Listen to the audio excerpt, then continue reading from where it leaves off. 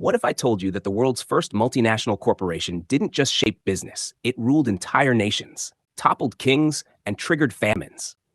This wasn't a shadowy cabal. It was real, legal, chartered by a queen, and it ran India like a business empire for more than a century. Welcome to Sands of History, where the past isn't dead. It's not even past. If you love deep dives into hidden truths and the dark corners of empires, make sure to like, share, and subscribe.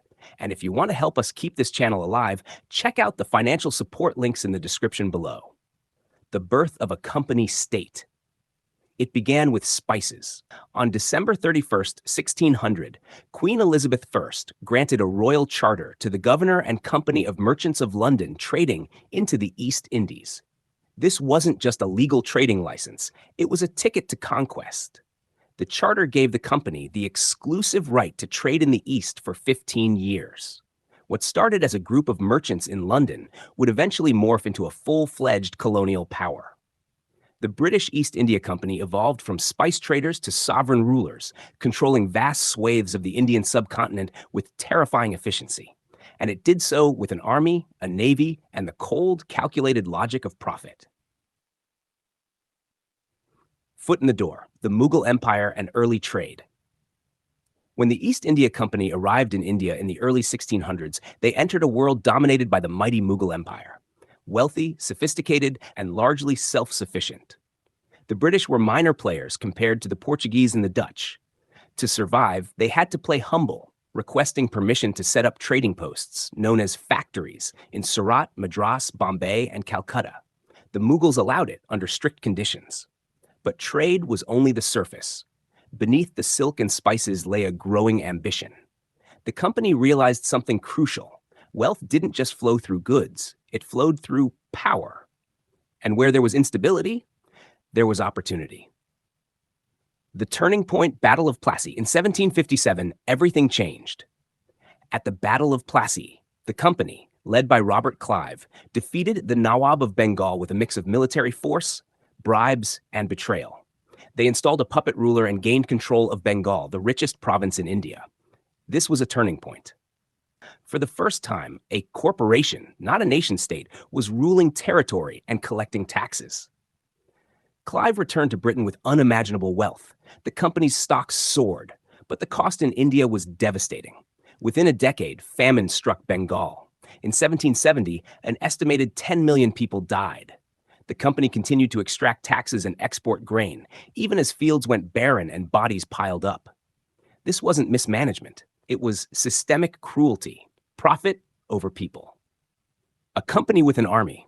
By the late 18th century, the company had morphed into a monster of its own making. It commanded a private army of over 260,000 soldiers, larger than the British Army itself. Most were Indian sepoys, trained in European warfare, but commanded by British officers. They fought not for ideology or loyalty, but for paychecks.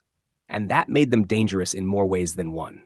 This wasn't colonization by a European crown. It was corporate colonization. The board of directors in London made decisions that governed the lives of tens of millions in Asia. Imagine a modern-day corporation like Google or ExxonMobil having its own standing army, its own currency, and diplomatic immunity. That's what the East India Company was, a sovereign corporation. Exploitation and divide and rule.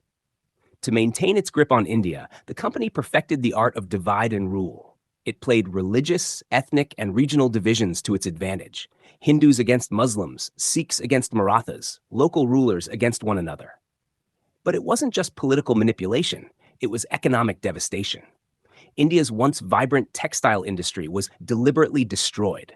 The company flooded Indian markets with cheap British-made cloth, driving local artisans to starvation.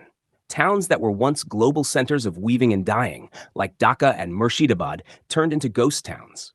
The company's tax system was brutal. Peasants were forced to grow cash crops, indigo, opium, tea, instead of food. When droughts came, famine followed, and the company simply looked the other way. Resistance and the Sepoy Mutiny. By the mid-19th century, resentment was boiling. In 1857, it erupted. The spark was small, greased rifle cartridges allegedly made from cow and pig fat, offensive to Hindu and Muslim soldiers. But it ignited a firestorm. Indian sepoys mutinied, civilians joined, and parts of northern India exploded into revolt. The company's response was swift and brutal. Mass hangings, villages razed, entire populations punished. The Indian Rebellion of 1857, also known as the Sepoy Mutiny or the First War of Independence, shattered the illusion that the company's rule was stable or just. The rebellion failed, but it marked the beginning of the end for the East India Company. The end of the company, the rise of the Raj. In 1858, the British government stepped in. The East India Company was dissolved. India became a direct colony of the British Crown. Queen Victoria was declared empress. The British Raj had begun, but the legacy of the company didn't disappear. It left behind a deeply scarred India, economically weakened, socially fragmented, and politically subjugated. The British Empire took over, but they inherited a system built by the company: exploitative taxation, centralized bureaucracy, and a population conditioned to serve imperial interests. Legacy: corporate colonialism in the modern world. Why does this story matter today? Because the British East India Company was not just a historical curiosity, it was the template for modern corporate power. It showed the world how a business, if large enough, ruthless enough, could become a government. Today, corporations don't send armies, but they influence elections, write legislation, and extract resources from the global south. From tech monopolies to oil giants, we see echoes of the company everywhere. Corporate colonization didn't die, it evolved. Echoes today. From boardrooms to battlegrounds, the East India Company may be gone, but its legacy haunts us. The unequal land systems, the communal divisions, the underdevelopment, they all trace back to company policies.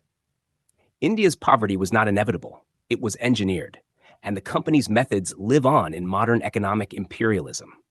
Foreign firms that control water, land, data, and labor in Africa, Asia, and Latin America.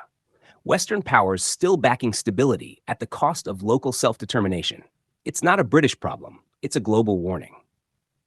Conclusion: the story of the British East India Company is a cautionary tale. It wasn't just a company, it was a conqueror, a tyrant, a master of exploitation disguised as trade. At Sands of History, we believe the past speaks, if we're willing to listen. The company's rise and fall should make us question who holds power today and how easily profit becomes tyranny. If this story resonated with you, like, share, and subscribe to our channel. And if you want to support us in bringing more of these stories to life, check out the financial support links in the description. Until next time, remember, history isn't behind us, it's all